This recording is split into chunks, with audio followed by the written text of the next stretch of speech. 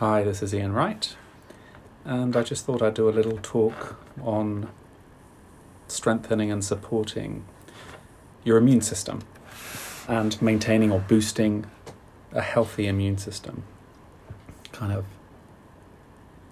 There are basic principles that you can maximize the potential function of your immune system, and there are certain basic things we can do. So I thought I'd just run through them. And most of these are research-based, some of them my own views. They cover things like sleep, diet and nutrition, supplements, fresh air and exercise, managing stress, and some naturopathic stuff. And I'll just talk a little bit about the idea of ignition, which is something that I work with in practice a lot, and it's something that a lot of my patients will hear me talking about, which is a kind of an expression and a function of immune conditioning. I suppose for a healthy, functioning immune system, we want it to be functioning in a balanced way, i.e., we don't want to be immunocompromised, as in our immune system is compromised and its reactions are poor. And we also don't really want to be immunosensitized, so our immune system is overreacting. So we want to find some sort of balance. Certain genetic types are more sensitive to certain reactions than others, for example, atopic allergy, etc., etc. That doesn't mean someone's immune system is less able to fight infection necessarily. It's the immune system is complex. There's a lot of different factors. There is an innate immune system. There's an acquired immune system which develops a reaction to specific things, and that's why vaccinations are important when we develop specific T cells in relationship to a certain antigen, which is something that stimulates an immune response. And that's why if we are subject to infection, actually we build up in relationship to that an immune response which is very specific and focused. It's acquired. It's a learnt response. Our body is incredible at learning how to respond to specific things. So that's why if we have a certain infection, once we can build, or a vaccination, we can actually build up an immune defense to something in the future. So, in very simple terms though, how do we enhance and maximize our potential of our immune system? How do we really, keep it so it's functioning to its optimum? Well, one of the most researched and most simple things is sleep. If we are sleep deprived, it has a direct effect on our B and T cell function, and it can compromise our immune system. We need our 7-8 hours more for children. We need as much time as we can before midnight. If we have difficulty sleeping, that's a whole different subject. If you look at some of my previous podcasts on sleep, I have a series on sleep, how to get to sleep, and things that you can do to help with your sleep. And if you just look at the dynamicsofstillness.com, you'll find that kind of thing. Another which is important is diet and nutrition. There are certain foods that are known to support a healthy immune system. For example, fruit and vegetables are very, very important. You need your 5 a day, but I think you need to up it a little bit more. It'd be nice to have a couple of vegetables with each meal and maybe a couple of fruits, in a day, plus enough water. Nuts and seeds have a lot of immunostimulants in them. Garlic is one of the best known supporters of the immune system if you can handle it. A nice way of having garlic is to chop raw garlic into a pesto, and so you can put that, say, on some toast or whatever. That's quite a nice way of doing it. Garlic bread is quite a good way of doing it. I quite like that. There are certain things that can be weakening to some degree to an immune system. For example, too much alcohol, too much sugar aren't great for the immune system, as with smoking, etc. If you have some kind of inability or an intolerance to certain things, specifically dairy produce and gluten, it can have an effect on the immune system. For example, this is mild. I don't personally have any allergy, or I wouldn't even really say that degree of an intolerance to gluten or dairy, but I don't have too much of them. For example, if I have dairy, maybe more than once, or once every couple of days, I get a little mucousy. Now that's not a major reaction, it's a mild reaction, but it still has some effect. So I would personally cut down dairy to a minimal, and there's lots of other ways of getting milks, etc. nowadays, from almond milk and oat milk. There's a lot of ways of getting our nutrients and calcium, etc., etc. So mixing it up, actually having a wide base, I think is very important. Gluten, again, I don't have a gluten intolerance, but if I have too much gluten, I kind of get a heavy tummy and feel bloated a little bit, and so I minimalise it because it's taking a little bit of the strain off the immune system. We're talking subtleties here, really, but can be important. There are certain things which can, again, foods which can support the immune system: lemon, honey, ginger, turmeric. All these you can put in teas and stuff. They can just stimulate and give a little bit of a boost to the immune system. Things like chicken soup is great. It has a lot of things in it, actually, that can be supportive in terms of prebiotics and probiotics. Tea has certain things called ankylamines, which are very good at fighting infection, for example.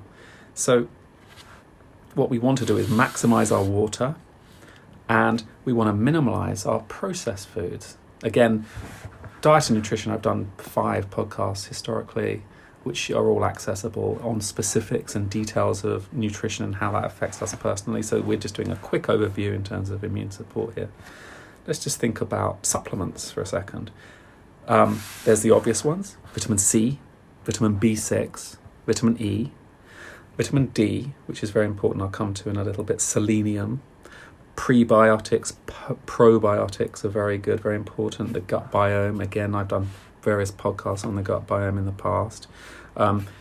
Yogurt can be good, even if that is dairy, can be quite a good supporter if it has lots of probiotics and prebiotics in it. Zinc, etc., etc. So there are supplements you can take. Most of these things, as with all nutrition, it's best to get from a good, healthy, unprocessed foods if you can.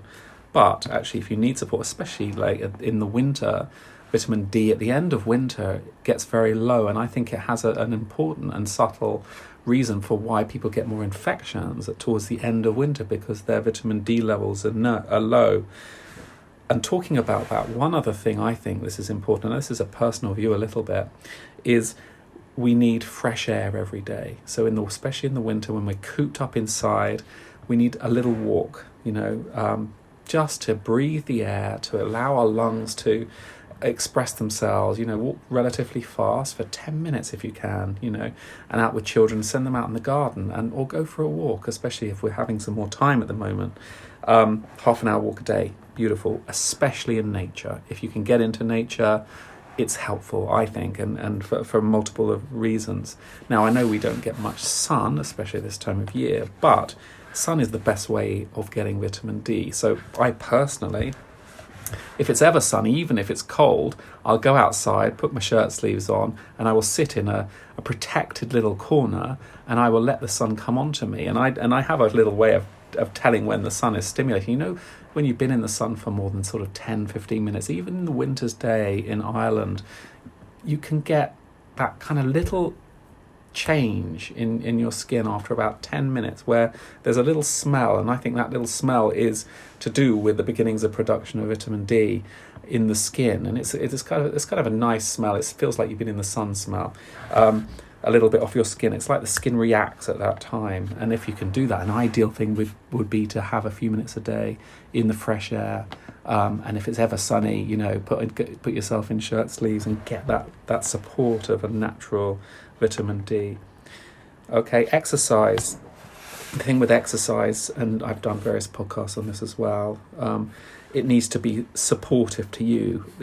We should exercise. There should be plenty of aerobic exercise, again, which supports our lung function, kind of flushes out the lungs, clears the lungs, because the blood supply is rapidly increased, and it really just helps to really stimulate the function of our chest, which is really important. But you don't want to do too much. So too little is not good, but too much can be it can act as a stress response in the body. So you have to find the right amount. So I would always suggest sort of some aerobic, a little bit of active resisted to strengthen us, and a lot of stretching and yoga based type stuff. Tai Chi and Qigong exercise are very, very nice postures for strengthening our internal energy, and I think they can be supportive to the organs. Actually, I have a standing practice podcast which you'll find on the Dynamics of Stillness. Very simple practice which can be quite strengthening. I think I'll do some more of that later. Breathing exercises are very important in terms of supporting the immune system, I think, especially in terms of supporting the function of the chest and lungs as well in that, and bringing a sense of calm. And I'm going to do a podcast next actually on breathing exercises, because they're very important. Stress is very important, because say that there's a lot of stress around at the moment. We have a global situation which is difficult, and there's a lot of stress and anxiety, and my last podcast was on dealing with fear and stress and anxiety. But when stress goes from a short-term response into a medium-term response, where we're pumping out cortisol, we're engaging with our adrenals, cortisol acts as an immunosuppressant. It's one of the strongest immunosuppressants. It's used, as a medication in steroids, to suppress the immune response. Now, actually, we don't really want that. So we need to manage our stress. And there's a million ways to manage stress. And as you know, I've done millions of podcasts on this kind of stuff. But simple ways are exercise, are sleep, are developing a practice, a meditative practice, or some of these restorative practices, which I've done recently podcasts on as well. So if we can take some time to actively manage our stress, which means talk about any issues that are building up with loved ones or someone who we can be supportive with, doing an active practice where we can restore ourselves to a degree of calmness and a degree of serenity and peace. And if we can find a little bit of peace when we are stressed, it is really actually proven helpful for our immune function. Another thing which is proven helpful for immune function is actually laughing. Engaging with laughter and a sense of joy. If we can find a sense of joy, it regulates our sympathetic nervous system and calms down that response. So we have to have as much fun and find some humour in life. And the more we do that, actually boosts our immune system, which is quite interesting physiologically. Other things which can be important and are a bit kind of more naturopathic are, some people talk about taking cool showers in the morning, which can be stimulating. Well, actually, you have to be careful with that. You don't want it to be too cold, and people sniff salt water, etc., to clear everything out. Now, these naturopathic things can be a little extreme, but actually what we're talking about is natural, being more natural, and actually fresh air is one of the most important things I think that we can do.